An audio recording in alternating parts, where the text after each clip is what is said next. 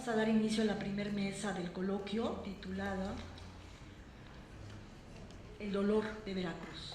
Tenemos 3 participantes. La primera de ellas es la doctora Magali Velasco, autora de los libros de cuentos Vientos Machos, Premio Nacional de Cuento Juan José Arreola en 2004, Todos Tordos sobre Lilas, una publicación de la Universidad Veracruzana en 2009, Vientos Machos y otros cuentos en Nora Estación 2013, el ensayo El cuento La Casa de lo Fantástico de Tierra Adentro en 2007, del álbum de ilustrado El Norte de Bruguel, en colaboración con el artista chihuahuense Gerardo Vargas, 2015, IBEC Conaculta, y el más reciente Rodrigo y el Gran Elefante, cuento infantil, con ilustraciones de Leticia Tarragó. Es coordinadora de los coloquios Discursos en Frontera, coautora de los libros académicos Fronteras Metafóricas y Desplazamientos en Fronteras.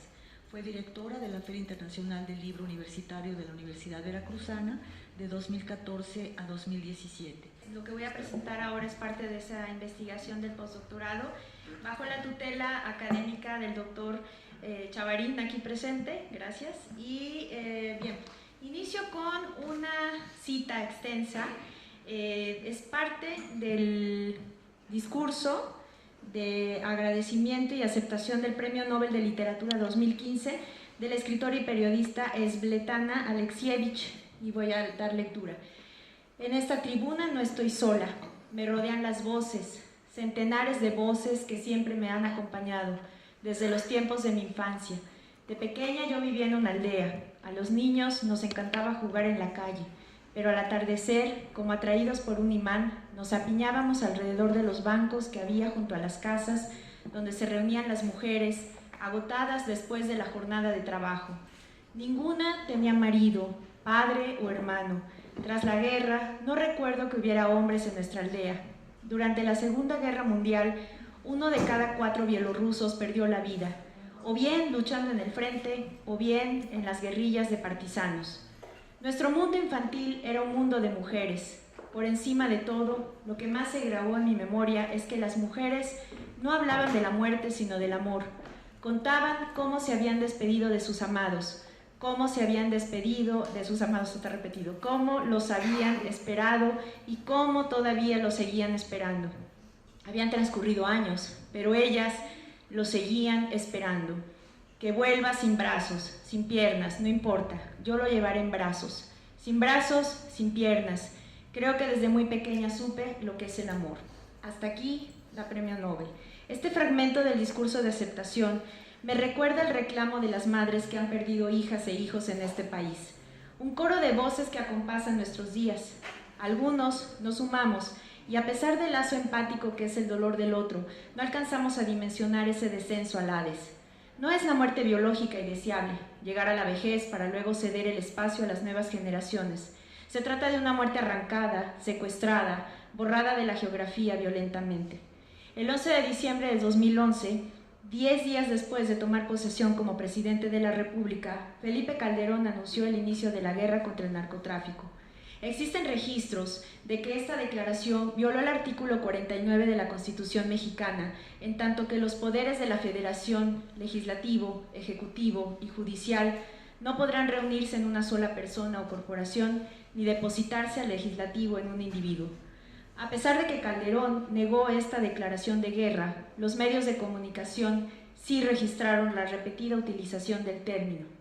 A más de una década de este parteaguas en la historia nacional, la militarización del territorio, que inició con los operativos de seguridad en los estados de Michoacán, Guerrero, Tamaulipas, Nuevo León, Chihuahua y Veracruz, sumó hasta el 2013 70,000 muertos y 26,000 desaparecidos reconocidos por el gobierno federal. Para el 2016, durante el sexenio de Peña Nieto, la cifra aumentó a 174,652 muertos y entre 30 y 50,000 desaparecidos. Estos números contrastan con los 200 líderes de narco abatidos y o detenidos, según la PGR en informes del 2015. Entonces, ¿contra quién es esta guerra? ¿Tendrá fin? Sin duda estas preguntas nos las hemos hecho y conforme transcurre el tiempo y a fuerza de analizar y tratar de entender, La neblina de los discursos demagógicos del Estado se decodifican en lenguajes interpretados por los especialistas en sociales y humanidades. Esto nunca fue una guerra, fue una estrategia que transformó el rumbo del país y sus habitantes, obligándonos a buscar acomodo en un territorio donde la batalla ya estaba perdida desde el inicio. En entrevista para la BBC, Juan Villoro declaró a propósito del cumplimiento de una década del desastre, cito: México se ha convertido en una gigante necrópolis. El Estado ha perdido total soberanía, la desigualdad social ha aumentado, el consumo de drogas no ha bajado. Entonces, ha sido un fracaso total, porque se ha entendido que para combatir el problema del narcotráfico, la única solución es militar. Y a lo único que se ha llegado, a mi parecer, es a la comprobación de que toda bala es una bala perdida. Hasta aquí Juan Villoro. ¿Qué lenguajes de esta necrópolis se desprenden? ¿Qué nuevos léxicos o imágenes se constituyeron en esta década, a lo largo de esta década? Recuerdo en Ciudad Juárez los colgados en los puentes, las cabezas cortadas y luego reacomodadas lejos de sus cuerpos, las cabezas de cerdos, las narcomantas, en fin, todas estas instalaciones hoy bien sabidas, pero que en el 2006 aparecían como eventos macabros. Eran ya una escritura urbana para ser leída no solo por los carteles contrarios y gobiernos, sino por todos los civiles. Para mí estas fueron las primeras necroescrituras, aquellos signos organizados en un sistema de representación que involucró también el elemento del rito y los movimientos de intensidad típica, es decir, desde la etología, esta ciencia que estudia el comportamiento humano y animal, aquellos gestos que hacen los animales cuando cortejan o amenazan a otros de su especie o no. Nos volvimos receptores de estos mensajes y, eventualmente, también emisores al ser la llamada subcultura de la violencia un canal vivo por el que transitamos. Entiendo por necronarrativa, y aquí debería precisar, en un inicio yo comencé a utilizar el término de necroescritura y después de una conversación con Frédéric Saliba, un periodista que anda por aquí, corresponsal de Le Monde, me dijo, es que no son escrituras, son narrativas. Entonces yo hice este cambio al término de necronarrativas,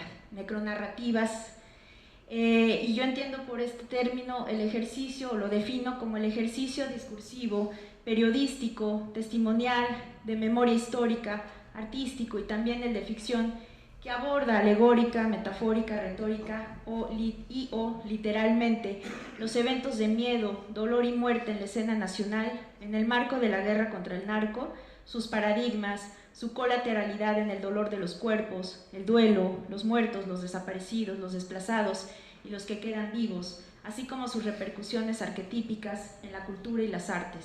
Los espacios discursivos serán hermenéuticamente habitados por necronarrativas y un lenguaje necesario para la preservación de la memoria. A través de las necronarrativas podemos pulsar la realidad heredada de la narcoviolencia primigenia y del poder. Las necronarrativas rescatan la memoria colectiva, las recomposiciones identitarias, reconociendo nuevos actores, nuevas arenas de lucha, paradigmas sociales, culturales, estéticos, religiosos, políticos y obviamente económicos. Las necronarrativas se inscriben en el terreno de las literaturas del dolor, aquellas producciones de ficción o testimoniales que han dado cuenta, a través de la redención de la memoria traumática individual, un rescate de la colectividad. La experiencia dolorosa de Auschwitz, por ejemplo, es un modelo de cómo el ser humano ha constituido y distinguido el mal ético y moral. Conjuga varias perspectivas, el tiempo y el diálogo de voces. Pues hasta 1967 continuaron los juicios en Alemania por los crímenes del Holocausto y la pregunta siempre fue ¿quién lo vivió? ¿Cómo lo vivió? Dos obstáculos de la construcción de la memoria: lo que se esconde y desea olvidar, lo que está a la vista pero no se desea ver. Entonces irrumpe el poder del testimonio. Las víctimas tienen un dominio epistémico porque relatan la verdad cuando afirman esto fue así, esto sucedió aquí. No se les cuestiona y otros pueden adoptar este fortísimo poder y llevarlo como portavoz. Los escritores post-holocausto sentaron las bases de una forma de escritura nacida de las fibras humanas más recónditas, de la perplejidad de las acciones y sentimientos frente al dolor. Ellos, con su escritura valiente y orgánicamente necesaria para su propia sobrevivencia, abrieron las ventanas con sus testimonios de una casa tomada por el lado oscuro del ser.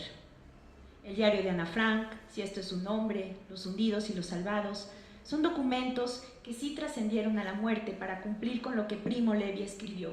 Cito al escritor italiano: nadie puede salir de aquí para llevar al mundo, junto con la señal impresa en su carne, las malas noticias de cuánto en Auschwitz ha sido el hombre capaz de hacer con el hombre.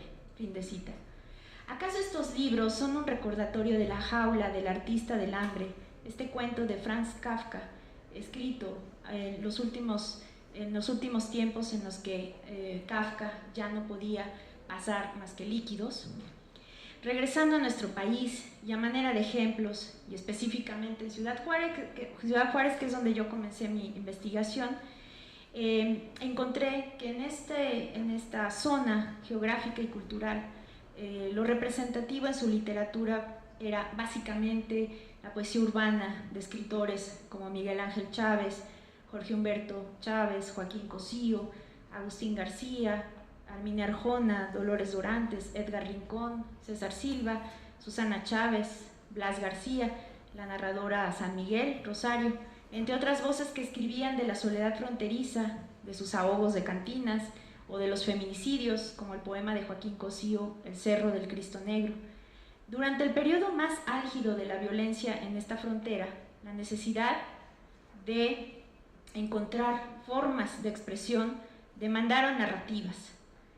De 2009 a 2010, Elmer Mendoza impartió en la frontera un taller de novela. El grupo que se constituye fundan posterior al taller el colectivo Zurdo Mendieta. De las voces emergentes de esta nueva etapa destaco a Ricardo Vigueras, a Miguel Ángel Chávez, a Elpidia Cachi García, a Alberto García Lozano, así como dos poetas que dieron un cambio de registro en su escritura. Jorge Humberto Chávez, con el poemario Te diría que fuéramos al río Bravo a llorar, pero debes saber que ya no hay río ni llanto, que fue ganador del premio Aguascalientes, y César Silva Márquez, que abandona la poesía y comienza a escribir narrativa. Entonces, ambos autores retrotraen sus obsesiones literarias bajo un nuevo tenor, los nuevos y refinados mecanismos de la violencia.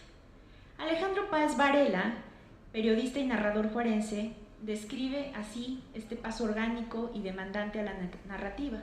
Cito: nací y crecí en Ciudad Juárez, cedí a sus noches, me dejé seducir, fui reportero policíaco, viví en barrios complicados y esta frontera me enseñó lo bueno y lo malo que un hombre debe conocer. Y así nació la trilogía del desencanto. La trilogía del desencanto, que son 3 novelas que abordan esta zona cultural de Ciudad Juárez, pero también cultural y violenta del Valle, Ciudad Juárez y hasta Chihuahua, en donde las cuestiones del narcotráfico pues son visibles. Las necronarrativas han permeado no solo el discurso cotidiano. ¿Quién no tiene a diario una historia de terror, secuestro, robo, asesinatos, desaparecidos? El arte lleva la impronta de la memoria traumatizada. En Ciudad Juárez registré que el teatro, por ejemplo, la dramaturgia, fue uno de los primeros espacios artísticos que demandaron la atención de temas como el feminicidio y la violencia ejercida por el propio Estado. Ejemplos de ello es la compañía Telón de Arena, con Perla de la Rosa al frente. El libro y sus componentes editoriales implicaban demasiado tiempo. De ahí que los productos literarios debían aguantar su propia decantación, no así las expresiones necesarias como el arte urbano y otros colectivos. Y un ejemplo, bueno, aquí esta es la otra obra, El enemigo, que tiene que ver con la situación de militarización de la frontera, y una artista independiente, Jane Terrazas, que por falta de apoyo a tiempo de Ciudad Juárez pues no pudo acompañarnos, estaba invitada. Pero bueno, ella lo que ha trabajado es el bordado, el activismo a través del bordado con mujeres, con madres de hijas desaparecidas o asesinadas, y que tiene esta exposición Cuerpos que Importan, en donde ella hace una instalación utilizando las medias que son restos de ropas en cuerpos encontrados de mujeres en la frontera. En Veracruz, a pesar de que los procesos sociales conllevan otro análisis aparte de Ciudad Juárez, hemos sido testigo y víctimas de una superposición de varios tipos de violencia sistémica, como en otros puntos focales del país. En Veracruz, las necronarrativas van lentamente haciendo su aparición. Diario de una madre mutilada de Esther Hernández Palacios es un libro necesario y doloroso. La valentía de su autora para, desde el discurso testimonial, retener con la escritura la memoria del asesinato a sangre fría de su hija no solo implicó una llamada de atención fuerte en la escena nacional. El evento, en lo íntimo, en lo local, ha quedado como una cicatriz hipertrófica. Más de una ocasión he escuchado a activistas y especialistas del tema de la violencia en Veracruz señalar esta tragedia como un parteaguas en la vida de Jalapa y sus habitantes, un antes y un después. Nada permanece igual. El testimonio, la crónica y el periodismo narrativo son los géneros que distingo como puntas de lanza en el terreno de las necronarrativas.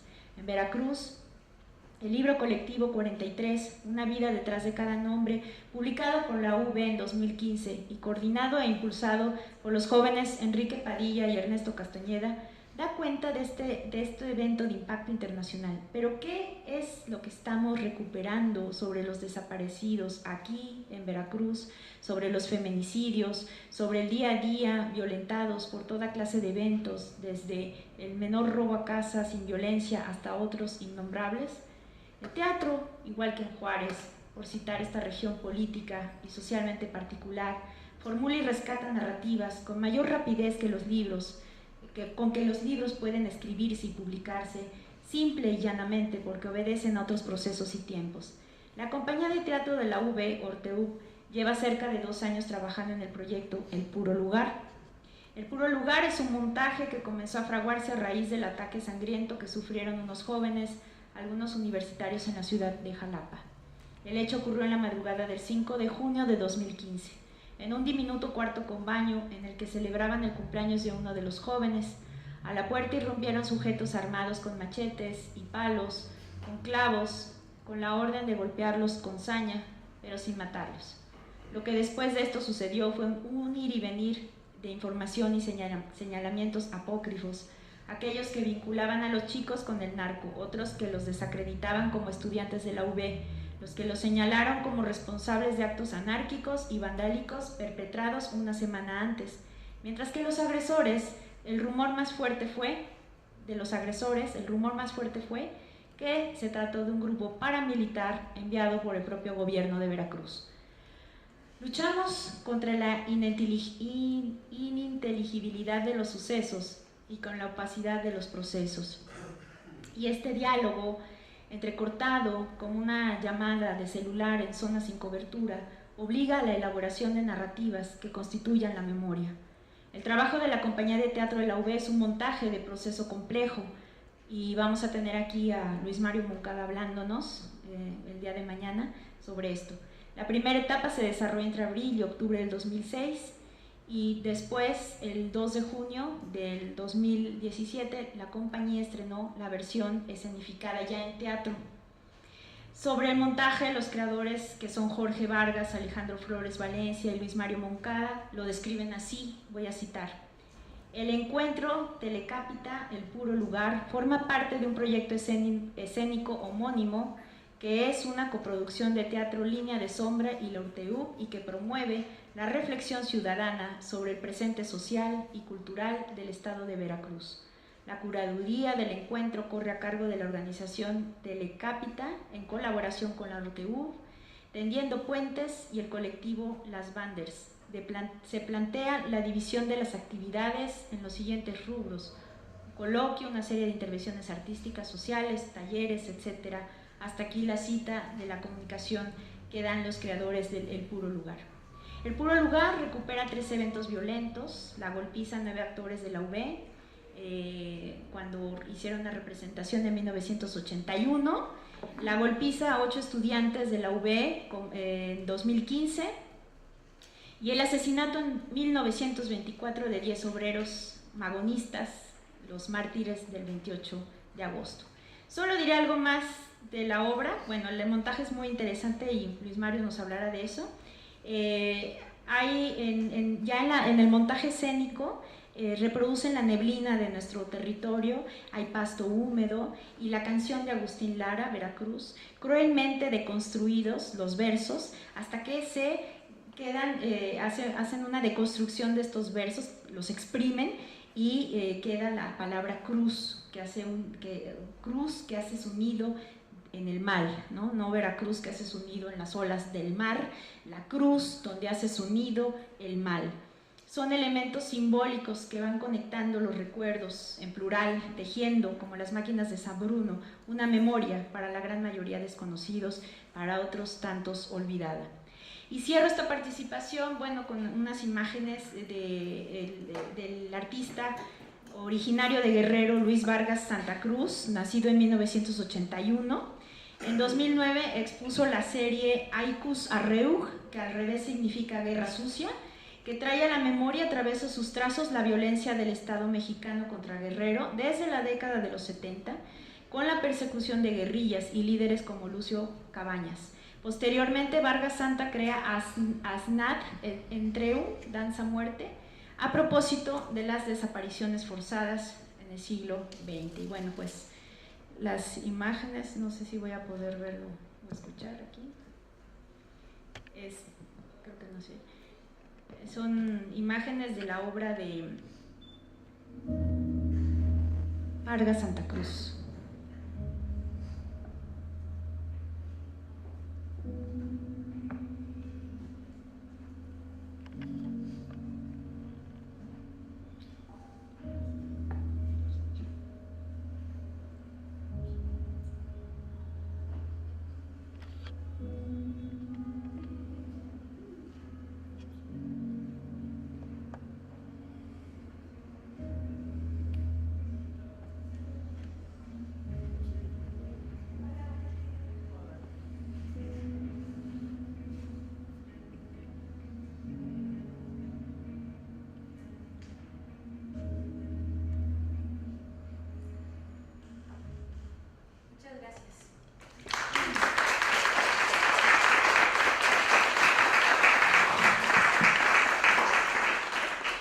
Damos paso a la siguiente ponencia, presentada por Leticia Cufré Marqueto, naturalizada mexicana, psicóloga clínica, egresada de la Universidad Nacional de La Plata, Argentina, que tiene maestría en psicología clínica por la Universidad Autónoma de Querétaro, doctorado en ciencias políticas y sociales por la Universidad Nacional Autónoma de México. Su experiencia profesional está en diversos países, las desarrolla en diversos países de Centroamérica, orientada a problemas de violencia social y a efectos de la población de eventos socionaturales. Investigadora del Centro de Estudios de la Cultura y la Comunicación de la Universidad Veracruzana. Su línea de investigación son las prácticas sociales violentas en la producción social de subjetividades. Actualmente, coordinadora de un equipo de investigación-acción en las colonias marginadas de la Ciudad de México, docente de la Universidad Veracruzana y en diversas universidades de Latinoamérica. Bueno, buenos días. Quiero agradecer mucho la invitación. Me da muchísimo gusto estar acá, es un honor. Así que muchas gracias a todos. Bueno, yo voy a hablar de retraumatización. Voy a tratar de explicar el concepto y plantearlo con mayor claridad. Para eso voy a empezar de trauma y de la concepción de trauma entendida desde la interdisciplinariedad entre el psicoanálisis, que es mi orientación, y las ciencias sociales, que es mi vocación. Se llama trauma a una herida con efracción, o sea, cuando un evento produce fractura o ruptura, implica un estímulo disruptivo, en general externo, pero no necesariamente, que afecta a un sujeto individual o colectivo, que golpea, hiere y produce alguna modalidad de daño más o menos duradero. Me he dedicado a explorar los traumas psicológicos y sociales producidos por las prácticas violentas, tanto desde el psicoanálisis freudiano como desde las ciencias sociales, tratando de ampliar la perspectiva con el equipo de trabajos interdisciplinarios, en el entendido de que para analizar los traumas hay que revisar no solo el tipo de estímulo, sino también a quién lo afecta, quién lo produce, en qué situación y en qué espacio, así como el sentido y valoración social del estímulo y de las respuestas que produce. No podemos ubicarlo en una causación ni en un tiempo lineal, ya que se trata de reflexionar sobre un objeto complejo, situado en un espacio sobredeterminado y en un tiempo retroactivo, en el que desde el presente se afecta el pasado resignificándolo. Podría traer algunos ejemplos, pero bueno, me los voy a pasar y en todo caso, si quieren, se los cuento. No hay ningún trauma humano que implique modificaciones exclusivamente del orden biológico, del orden psicológico o del orden social. Las afectaciones estarán siempre en todos los niveles. En algún momento, en las investigaciones y a lo mejor en lo que publiqué también, me pregunté si estaba investigando la inscripción o la traducción de eventos sociales externos en el psiquismo. Esa manera de ver me hizo entrar en contradicción con algunos resultados del trabajo de campo y sobre todo del trabajo clínico, porque diluía la imbricación rizomática de las vivencias de las personas afectadas en aras de lograr una simplificación para los ojos de quien analiza, que por lo tanto recorta los niveles de realidad en la génesis y desarrollo de los traumas.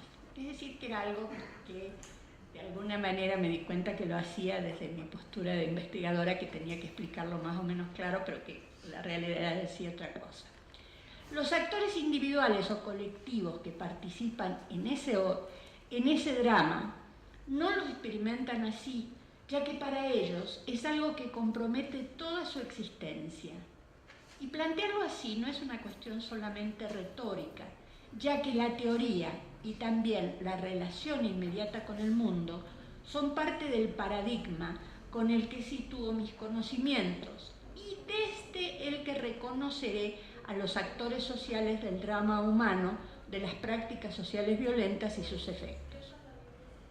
Inevitablemente, esto puede sonar un poco fuerte, pero bueno, inevitablemente, por acción u omisión, conscientemente o no, tomaré una postura frente al conocimiento, pero también frente al sufrimiento humano, ya que cuando trabajo con gente e investigo, la relación es entre sujetos, y que defino la violencia básicamente como una modalidad del vínculo entre seres humanos que no puedo aprender con aquellos muñequitos de la guerra de Irak, ni lo puedo aprender con una cierta estadística, sino que voy a necesitar trabajar el vínculo entre seres humanos. Y eso me compromete. Todas las prácticas violentas implican modalidades de vínculos humanos y por lo tanto todas ellas comprometen a todos los humanos y a sus derechos como tales. En este tema, la presunta neutralidad de testigos o la pureza de los estudios apenas encubre la toma de partido no explicitada. Como dice de Sousa Santos, la pregunta es, ¿de qué lado estás? Todo trauma tiene una dimensión individual y social. El colectivo y también los individuos suelen presentar afectaciones en su capacidad de pensar, de simbolizar. Pierden la potencia en la que se basa la aceptación de la diversidad. Cuando se trata de sujetos colectivos o grupos, suelen producir una interrupción en las modalidades de intercambio social. Se modifican las subjetividades profundamente, porque las vidas de las personas que se sienten afectadas comienzan a girar en función del evento, cuyo sentido permea totalmente el campo vital. El impacto de las violencias en los grupos humanos hace que algunos de sus miembros cuestionen su pertenencia a él y, cuando se instaura el trauma, es posible que se produzcan diversas formas de desorganización individual e institucional, en ocasiones con la paradoja de que se dan formas de aceptación y adaptación muy rígida, que congelan la propia estructura, que repercuten en la organización social y la hacen más vulnerable. La recuperación solo es posible cuando se pueden crear nuevas maneras de pensar y nombrar lo sucedido, y cuando se puede hacer algo con lo que se comprendió. Poder nombrar es el inicio de la simbolización y, en este caso, permitirá el pasaje de la memoria traumática, que siempre es fraccionada y repetitiva, a la memoria activa, la memoria que nos abre el camino para hacer cosas. Un ejemplo que quizás sea muy actual. Cuando trabajamos en el terremoto del 85, habíamos varios psicoanalistas que nos fuimos a la UNAM y nos pusimos a trabajar. Ahí comentábamos que la gente más afectada de nuestros pacientes, claro, estoy hablando de un trabajo profesional, de nuestros pacientes, la gente más afectada fue aquella que se quedó paralizada frente al televisor, con el horror y la sensación de que algo espantoso sucedía, pero que no podían hacer nada. Voy a volver sobre este tema de la impotencia y voy a volver sobre el tema de cómo la impunidad genera impotencia. Entonces, cómo ahí la situación de los traumas pasa de ser una cuestión solamente trágica para la persona que la vive, sino que también lo es para los testigos.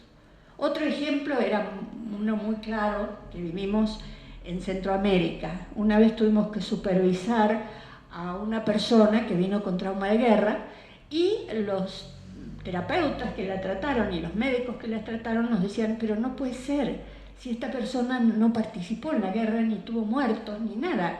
Llegó a Nicaragua justito cuando se acabó la guerra y no le pasó nada. Bueno, no sabíamos de qué se trataba, empezamos a averiguar y resulta que esta persona trabajaba pasando las listas de muertos con los ataques gringos en la frontera norte y en la frontera sur. Era su tarea. Entonces pedimos que la cambiaran de lugar.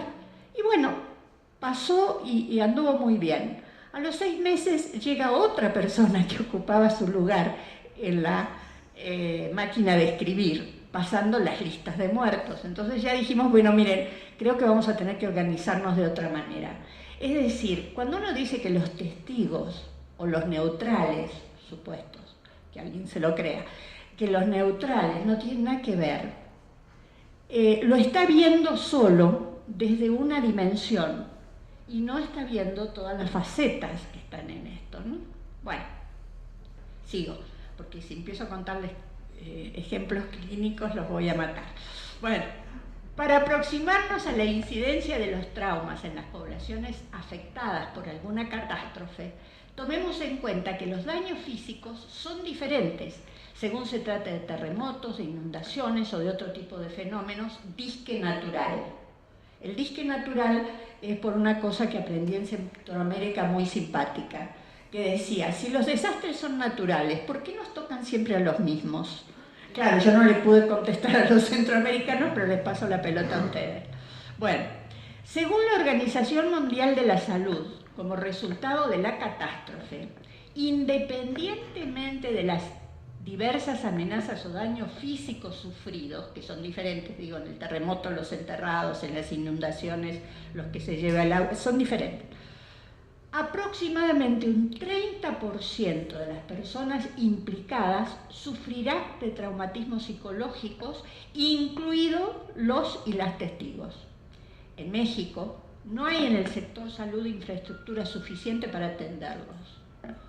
Podemos preguntarnos cómo es posible que esto suceda, sobre todo en un país en el que fenómenos naturales, entre comillas, de este tipo son frecuentes. Si momentáneamente dejamos de lado los avatares del estado de bienestar y las buenas o malas intenciones, podemos reconocer que las dificultades en el abordaje de esta problemática, que se extienden a las problemáticas de violencia, de esta problemática en el ámbito académico, quizás tenga que ver con que hemos aceptado demasiado acríticamente el fraccionamiento disciplinario, las virtudes del objetivismo y el trabajo individual en nuestros cubículos. Pero en lo que se refiere a los traumas hay una dificultad adicional. Tienen un periodo de latencia, de incubación. Ese periodo no se hacen evidentes, lo que facilita que cuando finalmente se manifiesten no sea claro el origen de los síntomas, ni se visualice la posibilidad de retraumatización por falta de atención o comprensión. Ahí voy a la retraumatización. Para todos nosotros, la incidencia de los traumas en la población debería ser un problema prioritario si consideramos los daños que provoca y las cifras oficiales que últimamente el INEGI sacó, que sobrepasan los 200.000 muertes violentas, 33.842 desaparecidos, sin contar los daños debidos a desastres naturales, ni cuestionar la cifra negra de los registros oficiales o las deficiencias de registro. Por otra parte, sobre todo en los últimos años, algo del significado subjetivo que hace coherente la vida cotidiana y al mundo se fracturó. Puede ser que, como dice Chomsky, estemos en una etapa de transición del capitalismo, o puede ser que sea el resultado de perder una clara delimitación entre lo público y lo privado, pero la irrupción y la brutalidad de las violencias en la vida privada favorece la invisibilización de las violencias vía su naturalización.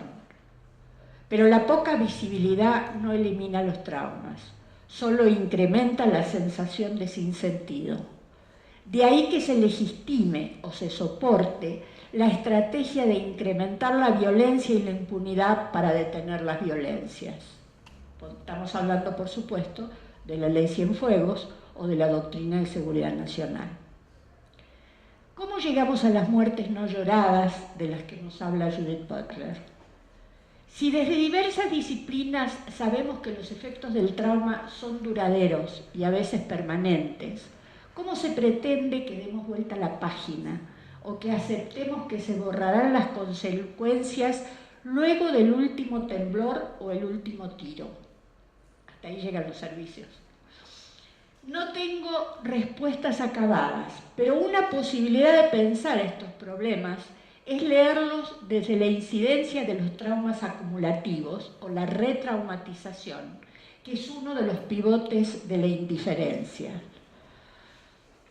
El concepto de traumas acumulativos fue introducido en el psicoanálisis por Masood Khan, un controvertido médico pakistaní de 1924 a 1989, que trabajó con Winnicott en la clínica Tavistock de Londres. En sus orígenes, la noción se refería al fracaso de la función protectora de los adultos frente a agresiones reiteradas sufridas por los niños en el proceso de socialización. Sobre todo resulta importante considerar que los adultos de entonces, de la época de Masood, y también los de ahora, mantenemos una tendencia fabulosa a negar la realidad que los niños perciben. Y así les decimos: papá y mamá no pelean, intercambian opiniones. No me molestas, es por tu propio bien. Y podríamos seguir con la lista y ustedes podrían agregar otras más, ¿no es cierto? Bueno, la negación de la realidad que el otro percibe lleva implícita la negación de ese otro y produce efectos devastadores. Sobre todo porque la eficacia de esa negación reside en que quien la formula está en una situación de poder respecto a aquel que fue negado. Es como si dijera: tú no tienes la capacidad de percibir correctamente, o tú no eres confiable. Ahora piensen esto. Curiosamente, resulta fácil asociar este mecanismo defensivo de los adultos, a nadie le gusta verse descubierto, con una modalidad de respuesta frecuente en las instituciones sociales encargadas de la protección de las víctimas. Con frecuencia, estas nos han narrado que cuando pretendieron denunciar una desaparición, las respuestas fueron insólitas. Esperemos 72 horas. Seguro se fue con el novio. Debe estar en Europa. Es el ejemplo claro de traumas acumulados o de retraumatización. A la pérdida hay que sumarle esta actitud de las instituciones sociales encargadas de la protección, que además paralizan la respuesta social. Pero bueno, ahí voy. La noción de retraumatización definitivamente remite a un exceso de sentido, un exceso de realidad, de violencia y de vivencias. Y esta idea de exceso nos lleva a la primera aproximación de por qué nos sentimos tan inermes frente a ellos. No se trata necesariamente de una debilidad, no es falta de resiliencia ni de nada, es exceso. En general, en las personas de a pie, en la gente común, los excesos producen rechazo y tendemos a desmentirlos, como lo mencionamos antes. Basta, como ejemplo, referirnos a la sociedad maquínica de la que nos habla Deleuze. La primera vez que leí el Postscriptum, en donde habla del pasaje de la modernidad a la posmodernidad y de la sociedad maquínica, pensé, bueno, habla del primer mundo, no habla de nosotros. Como si nunca me hubieran contestado, mire, su cheque salió mal porque entró mal al sistema. Como si fuera que entró, vaya a saber cómo, ¿no? Bueno, como si... No. Lo primero que produce cualquier sistema social para persistir son subjetividades adaptadas a las condiciones y modalidades propias de ese sistema. Y así como el pez no sabe que vive en el agua, nosotros tampoco percibimos totalmente lo que nos perturba. Byung-Chul Han analiza lo que percibimos o no del neoliberalismo. Cómo el sujeto del neoliberalismo se siente empresario de sí mismo, transformando la explotación ajena en autoexplotación. A ver, ¿cuántos de aquí nos autoexplotamos? Cómo resignamos la posibilidad de ampliar nuestra libertad por la tiranía interna, ¿no?, de la autoexplotación. Cómo se perturban las relaciones interpersonales cuando difícilmente podemos establecer con los otros relaciones libres de cualquier finalidad. Y cito literalmente a como me cuesta pronunciarlo, Byung-Chul Han. Cito: en el régimen neoliberal de la autoexplotación, uno dirige la agresión hacia sí mismo. Esta autoagresividad no convierte al explotado en revolucionario, sino en depresivo. Vivimos una sociedad así. Los traumas, sobre todo si son reiterativos o acumulativos, son como una moneda de dos caras. Una es la depresión y la otra la agresión y la rabia. Quizá entendamos así porque encontramos tanta gente pateando puertas en los cubículos. Desde el psicoanálisis y también desde la sociología clínica, podemos relacionar la retraumatización de las víctimas con las diversas desmentidas sufridas sobre el propio dolor, con la indiferencia y la limitación de los procesos identificatorios de parte de personas cercanas, a veces del propio grupo de pertenencia. Estos procesos atentan contra la responsabilidad colectiva frente a los problemas y, al igual que el miedo, producen ruptura del tejido social. Según Claude Giraud, la indiferencia es un movimiento que nos lleva a la ignorancia y que se apoya en el sentimiento de no tener nada para compartir con otros y no ser del mismo mundo. Es cierto que muchas personas podemos estar abrumadas por las informaciones cotidianas sobre violencias.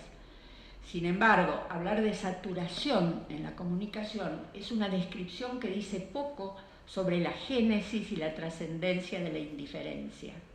Hablar de defensa psicológica, o sea, de no querer oír lo insoportable, nos colocaría en la necesidad de precisar qué es lo insoportable y nos lleva de nuevo a la retraumatización, al exceso y a las carencias que marcan la vida social en el capitalismo. Una herramienta conceptual para el análisis la dio Marcuse en la década de los 60, con la expresión represión sobrante, explotación sobrante. Silvia Bleichmar, psicoanalista argentina, la aplicó para la idea de malestar sobrante, a ese exceso de malestar de nuestra época, que es el caldo de cultivo y la condición necesaria, aunque no suficiente, para la retraumatización. En la sociedad actual no se trata solo de la dificultad de acceder a bienes de consumo, sino principalmente de la imposibilidad de garantizar la seguridad futura, del incremento del anonimato y del cercenamiento de las metas. Sobre todo, en el caso de los jóvenes, lo que se les roba es el futuro, ya que la posibilidad de incluirse en un proyecto trascendente es lo que lleva a los hombres a soportar la prima de malestar que cada época impone. Es la garantía futura de que algún día va a cesar ese malestar y en razón de ello la felicidad será alcanzada. Finalmente quiero referirme a que existe una relación, quizá no suficientemente estudiada, entre el incremento de las prácticas sociales violentas y la ineficacia de las instituciones sociales de protección. Para dimensionar esto debemos recordar que una institución es diferente a una organización. Una institución es el conjunto de formas y de estructuras sociales instituidas por la ley y la costumbre. Regula nuestras relaciones. Nos preexiste y se impone a nosotros porque se inscribe en la permanencia.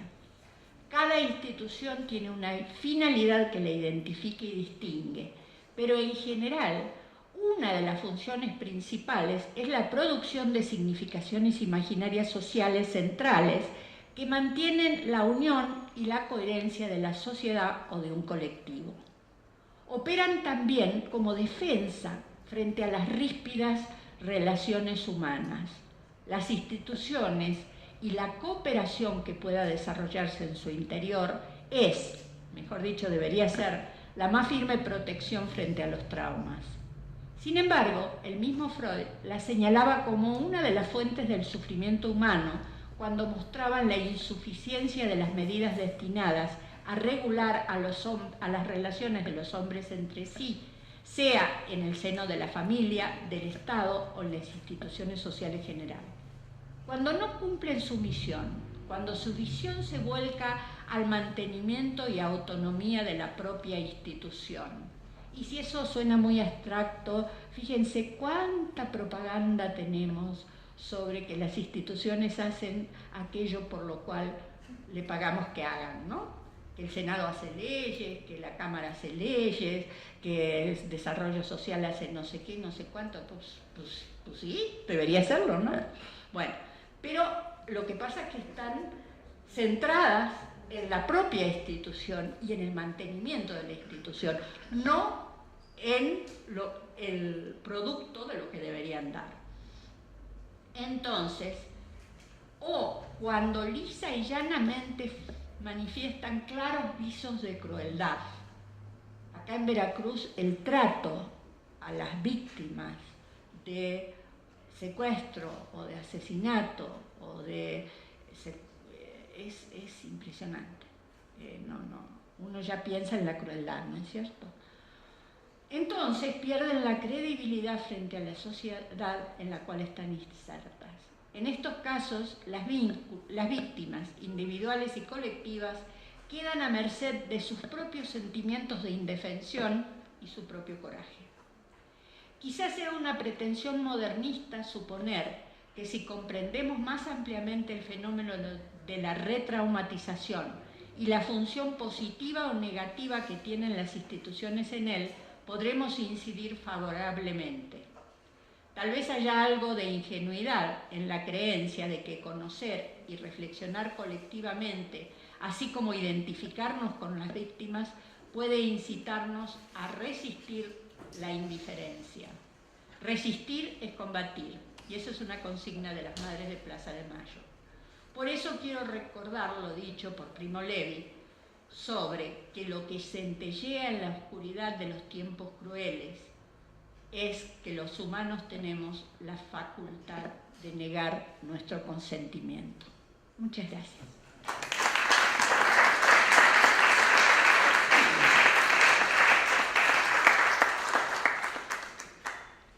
Pasamos la voz a la doctora Esther Hernández Palacios, quien es licenciada en Letras Españolas por la Universidad Veracruzana, maestra en Letras Modernas por la Universidad de Toulouse, Mirail, Francia, y doctora en Letras Modernas por la Universidad Iberoamericana.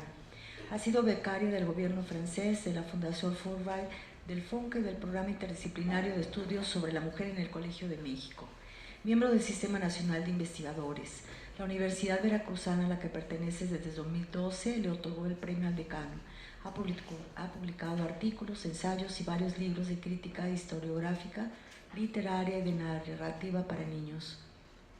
En 2011 recibió el Premio Bellas Artes de Testimonio Carlos Montemayor por México 2010, Diario de una Madre Mutilada. Gracias.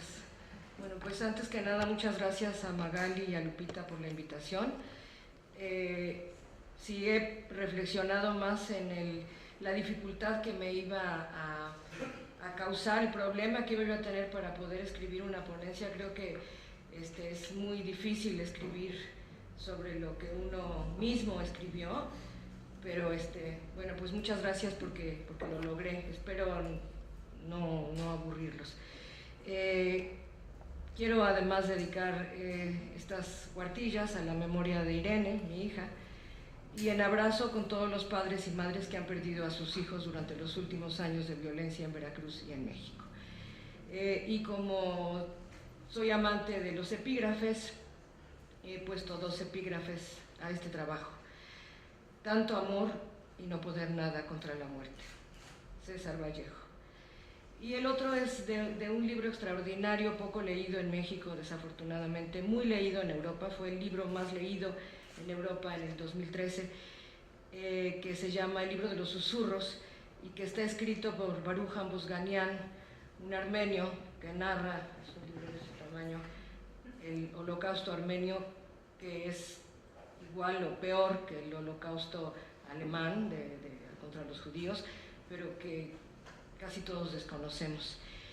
Y dice Baruch Hambosganian, nosotros, habla de los armenios, yo lo paso a los veracruzanos, no nos diferenciamos por nuestros nombres, sino por los de los muertos que cada uno llora.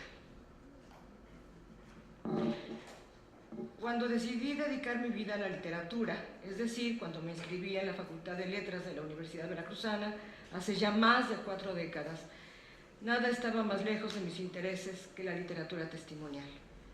Prefería la poesía y la narrativa de ficción, como casi todos los lectores jóvenes de esos años. Mi padre, que compartió su carrera jurídica con el magisterio y la escritura, había acumulado en la parte baja de la casa una biblioteca vasta y diversa. Así que no solamente crecí entre libros y leí algunos de ellos desde muy joven, sino que me sumergí en sus páginas de la mano de mi madre, especialista en literatura infantil, que todas las noches a mi mamá la mandaron cuando se estaba apenas pensando en que tenía que hacerse una escuela de educadoras. Ella recién salida de la normal, la becaron para irse a la normal superior a México a estudiar literatura infantil para poder abrir esa materia en Jalapa. Y así es que fue durante muchos años la catedrática de literatura infantil de la normal veracruzana. Mi mamá, que todas las noches leía o recordaba una historia que narraba para mí y que yo disfrutaba más si estaba en verso. Del acervo de mi madre, que constaba sobre todo de leyendas, cuentos de hadas, narraciones del dominio público, con y sin moraleja, prefería las últimas, tal vez porque para moralinas ya me bastaban las que recibía en la escuela de monjas. Cuando pude leer con mis propios ojos Me engolosiné con las narraciones, las rimas y las ilustraciones de los múltiples volúmenes del Libro de Oro de los Niños y un poco más tarde en los del Tesoro de la Juventud, en cuyas páginas disfruté sobre todo y en compañía de mis hermanos de su extraordinaria y diversa selección poética, algunos de cuyos versos todavía vibran completos en mi cabeza. Mis alumnos ya no se saben ni un poema de memoria porque todo lo tienen en el teléfono. Yo todavía me sé muchísimos poemas de memoria y eso me ayudó a sobrevivir. De las narraciones del Tesoro de la Juventud solamente recuerdo la historia de las 14 princesas que huían en la noche de su palacio para cruzar un río e internarse en un bosque nocturno y misterioso a lomo de 14 cisnes áureos que ya en la oscuridad se transformaban en príncipes, y 2 poemas que tampoco tenían nada de tiernos o inocentes, pero que me sobrecogían por su ritmo y tal vez porque intuía su terrible verdad. Todas íbamos a ser reinas y el ruego de Gabriela Mistral. Seguramente fue en busca de sus huellas que continué el camino de las letras que me condujo a otros rumbos. Me casé temprano con un poeta tan joven y tan comprometido con la literatura como yo. Juntos leíamos durante horas los versos de nuestros autores favoritos. Por alguna extraña razón, yo prefería los poemas más cargados de patos. César Vallejo y Miguel Hernández estaban y siguen estando entre mis autores más amados. Mi relación con la palabra poética fue creciendo tanto en intensidad que al término de mi carrera, cuando hubo que optar por el tema de una maestría, decidí no manchar mi pasión por los versos con la espuria necesidad de ganarme la vida y opté por la lingüística. Los poemas, mientras más desgarradores mejor, los mantuve en el ámbito de la intimidad. Cuando fui madre, muchos años después de casarme, recordé las nanas que me cantaba mi madre y aprendí otras nuevas, romances, corridos, poemas musicalizados, que escuchados en la voz de mis autores e intérpretes favoritos, Violeta Parra, Daniel Biglietti, los Calchaquís, Inti Limani, Joan Manuel Serrat y Paco Ibáñez, repetíamos en ese entonces, ahora lejano, los jóvenes, tanto para acompañar al pueblo en el camino de la revolución social, como para dormir a nuestros hijos o exaltar la pasión amorosa.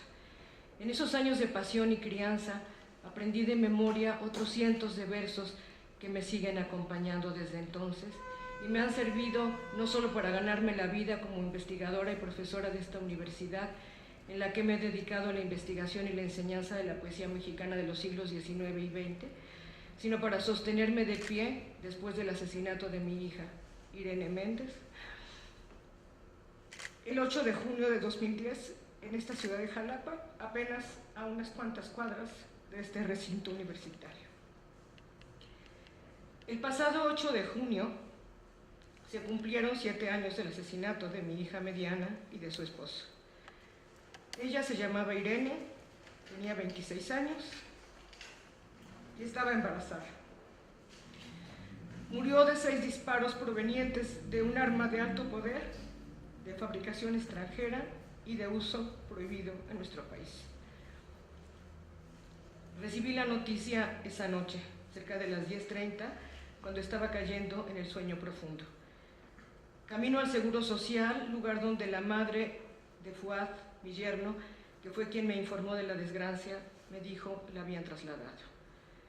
No quisiera ser yo quien te da esta noticia, secuestraron a Fuad e hirieron a Irene, está en el Seguro Social. A partir de ese momento y durante esa noche, la peor de mi vida, repetí sin cesar los versos de Vallejo. Hay golpes en la vida tan fuertes, yo no sé, golpes como del odio de Dios. Todo se convirtió en una maraña oscura, maloliente y cada vez más dolorosa. Por muchas horas dejé de tener voluntad y me entregué a las manos de mi yerno, mis hermanos y sobrinos. Mis otras hijas estaban en el mismo estado emocional al que yo había descendido. Cuando regresé a casa después del funeral, 2 noches después de la tragedia, el cuerpo de mi yerno se encontró al amanecer del día 9 en un basurero de las afueras de la ciudad y los velamos juntos esa noche, así es que el funeral fue como son en los pueblos, todavía en Coatepec, no de una noche, sino de 2 noches. Repito, durante estas noches era un ser sin voluntad, una piltrafa humana, vencida por el dolor, sin fe ni rabia. voy a leer, espero no rebasar un fragmento el que tiene que ver con esto. Pero nos queda su alma. Si yo no creyera en el alma, no viviría una hora más. Víctor Hugo. En la iglesia no pude hacer nada más que llorar. Hace años que no creo en la religión en la que me crié y no tengo otra. Si pudiera escuchar las palabras del cura con fe, sería más fácil este trance. Dejo los restos de mi hija, sus cenizas, en una cripta de su familia política. Ese fue su destino. No hay vuelta atrás. Cuando terminó el funeral y abandoné las cenizas de Irene en la cripta familiar de su marido, no pude oponerme a nada, ni defender la costumbre del entierro en mi familia, ni luchar por hacerme de sus restos, ya solo cenizas, para llevarlos con los nuestros. Y me sentí por primera vez en mi vida absolutamente vacía. No me arropaba ni siquiera la cálida cercanía de mi hija mayor y de mis nietos. Lo más coherente hubiera sido dejarme morir. Pero no podía darme ese lujo porque tengo un compromiso con mi hija menor, Beatriz, a la que muchos de ustedes conocen, de condición precaria, supuestamente, creo que es más fuerte que yo, y cuyo nombre, tomado del divino Dante, también me ata la palabra y me recuerda diariamente que si no estoy segura de creer en Dios, creo, sin dudarlo, en la vida y en el canto. El nombre de Beatriz me lo recuerda. En ese refugio seguro que hemos construido los humanos desde las cuevas paleolíticas y al que hemos denominado trascendencia y se resguarda en la palabra. ¿Acaso no llevo años enseñando eso a mis alumnos? Que la palabra nos une y nos supera, nos hermana y nos sobrevive. Que con ella hemos surcado los mares, representado paraísos y construido refugios ancestrales. Decidí entonces pedirle a Marianne Toussaint, mi hermana en la palabra poética que había venido a acompañarme, que me ayudara. Necesitaba como tabla de salvación una libreta negra de pastas duras. No quise sacarla, primero pensé que iba a fotografiarla y a ponerla ahí, pero pues aquí está. Una libreta negra de pastas duras sin el peligro de la espiral, que me hubiera permitido arrancar hojas fácilmente, y una pluma de gel para que se deslizara por el papel. El diario, que inicié en artículo mortis el 10 de junio y concluí casi un mes después, el 10 de junio, fue el puente que me volvió a conectar con la vida. Escuchaba desde mi interior que tal vez para ese momento me había estado preparando desde años atrás en mi relación con la literatura, con la palabra no en el sentido religioso, sino en el literario. Es cierto que para ese momento había escrito varios centenares de páginas de crítica e historiografía literaria, entre ellas los pertenecientes a los trabajos con que obtuve mis títulos académicos. Algunas decenas más de narrativa para niños y otras menos cuantiosas de balbuceos poéticos. Mi temor al fracaso, mi exigencia de calidad que habían reprimido mi impulso creativo, se desvaneció frente al dolor y el estado excepcional que me impelía a tomar el papel y la pluma, literalmente hablando, como armas frente a la impunidad. No tuve valor ni fe para denunciar en el sistema judicial, estatal y federal. Porque si denunciaba, pues no estaría aquí. Y entonces tenía que escribir porque era lo único que podía hacer para no morirme. Si me quedaba callada me moría. Y entonces la única manera de vencer el olvido era la poesía, una arma cargada de futuro, como había aprendido del poeta español. Una de cuyas caras en ese momento se me presentaba como la impunidad y el vacío. Caras del olvido, ¿verdad? Escuchar y leer enseña o puede enseñar a pensar. Y entonces, el hacedor, ¿sería posible que yo me hubiera estado preparando durante toda la vida para en ese momento transformarme en una hacedora?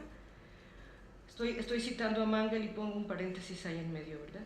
El hacedor se convierte en un peligro para el Estado que quiere por encima de todo convertirse convertirlo en un sosegado equilibrio.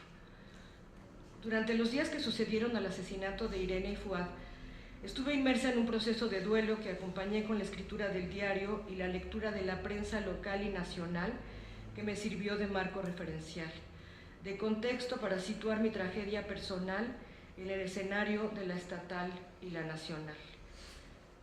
Aquí traje algunas, pero recorté durante esos días que escribí el diario.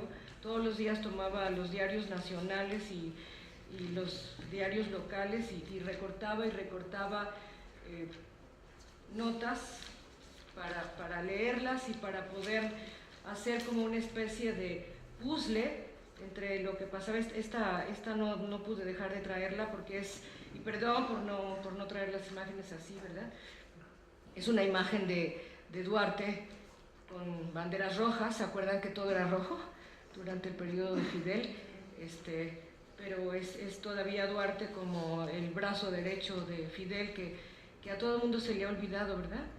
Y todos los focos están en Duarte, y se les olvidó pues que era nada más la cuña de Fidel y que pues es como su títere, ¿verdad?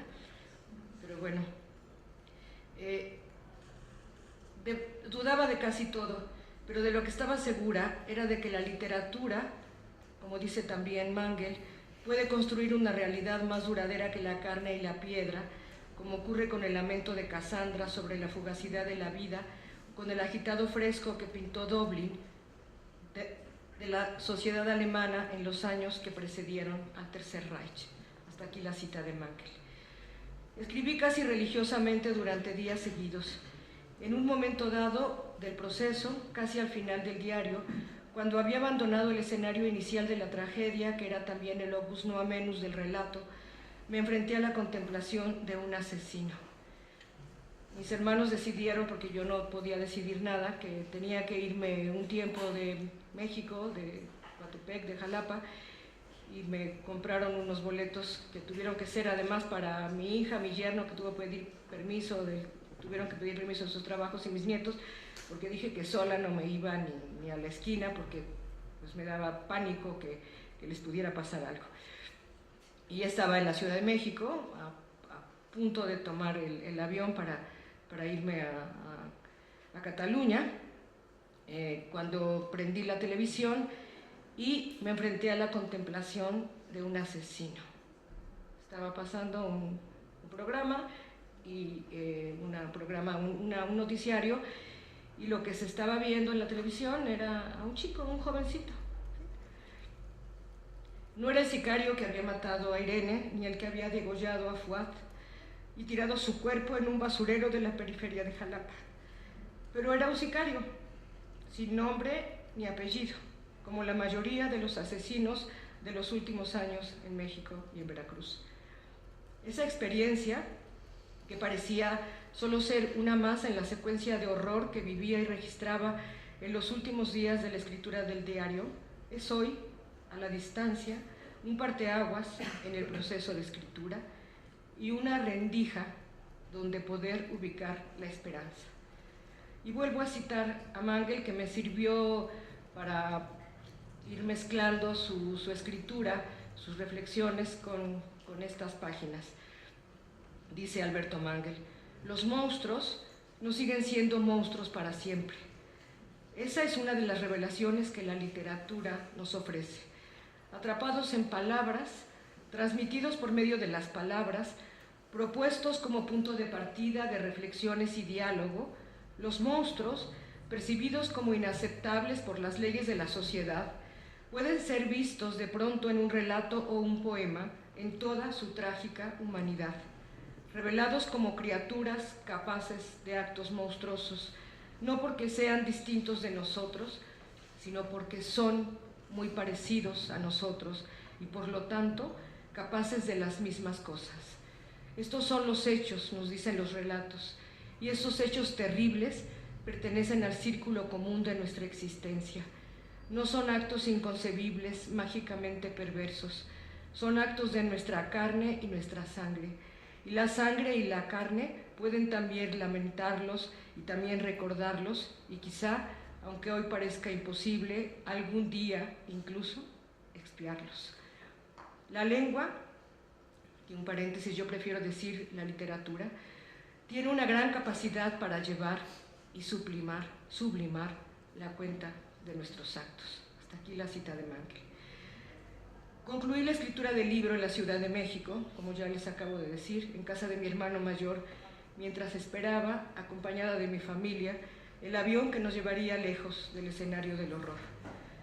Fue en el televisor de su casa que vi la cara del sicario, que despertó en mis reflexiones y que me permitió la última o una de las últimas del libro, que según mi lectura posterior que hoy estoy compartiendo con ustedes, me permitió sublimar, al convertirlo en literatura, el horror de sus actos criminales y convertir en literatura la experiencia escritural que había iniciado como catarsis.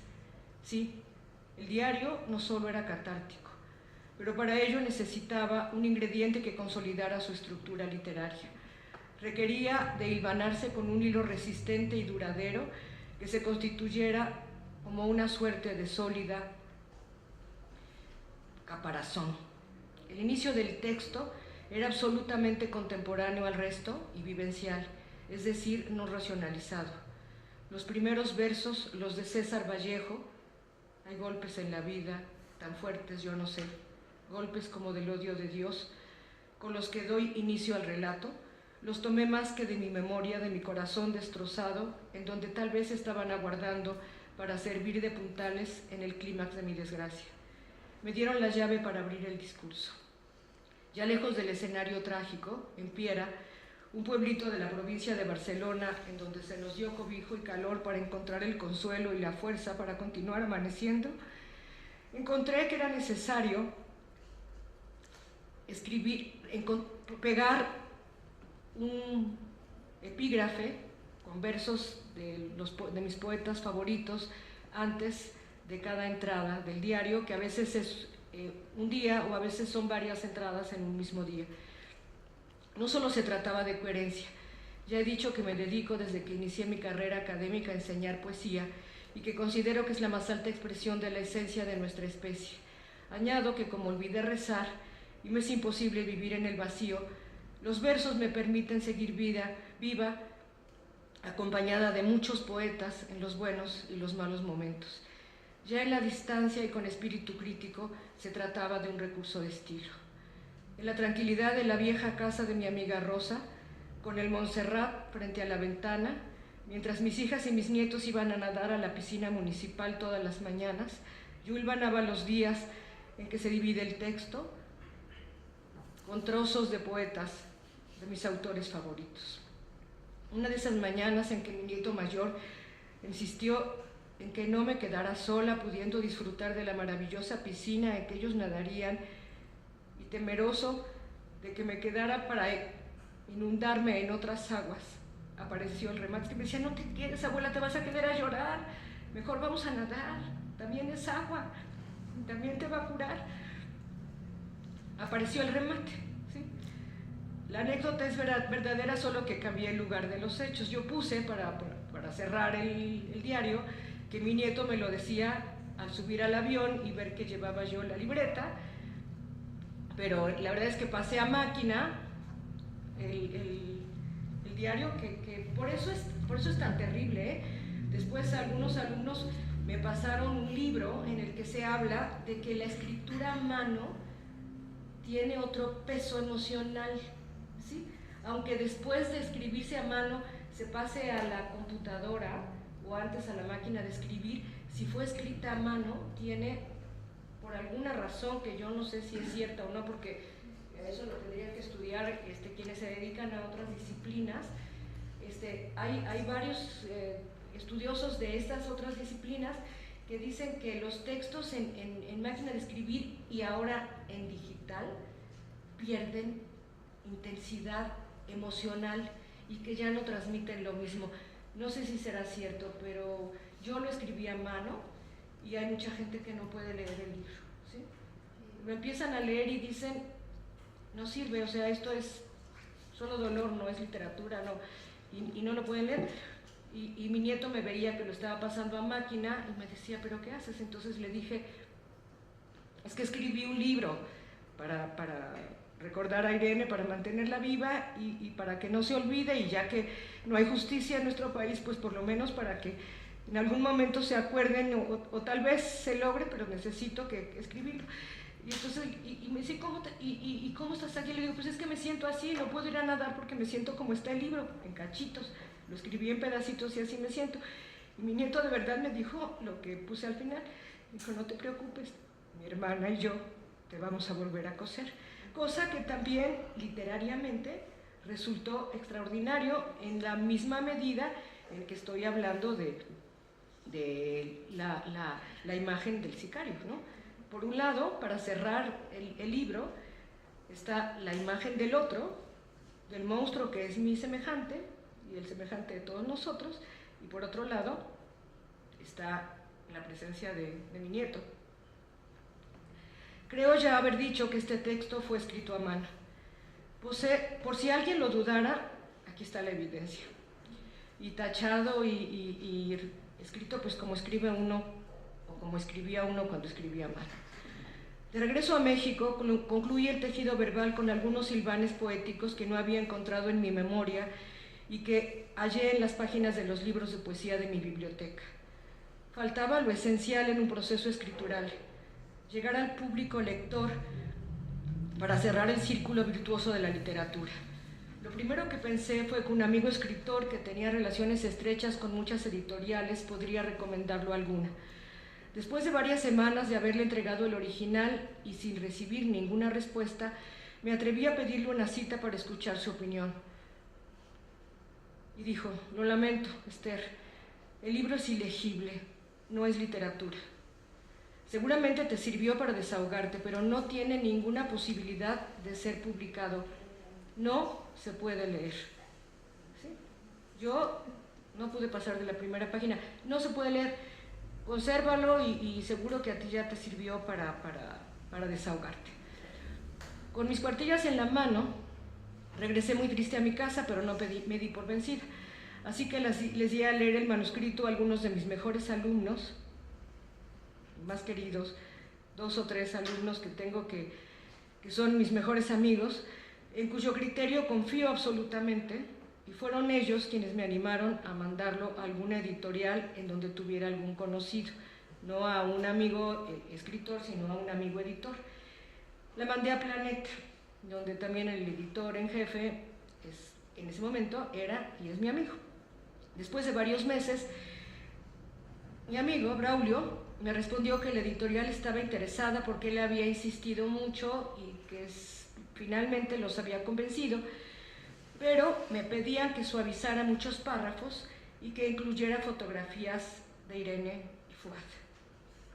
Les di las gracias. No recuerdo a quién le debo la sugerencia.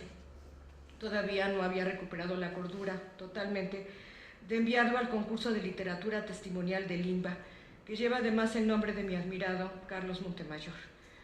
Recibí el telefonema de Stasia de la Garza, que entonces era la directora de literatura, en el que me avisaba que había resultado ganadora del mismo, me llenó de enorme emoción y de alegría, sí, de alegría. Había logrado mi cometido, mantener viva a Irene y vencer al olvido. Y en el mejor de los casos, incidir en la explicación de la razón de ser de los asesinos.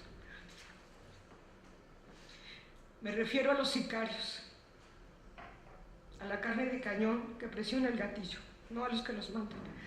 A esos no los perdono.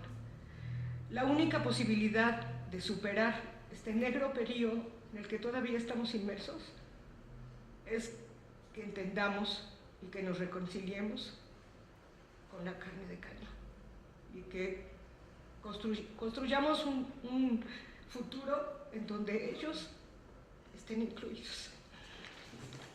Gracias.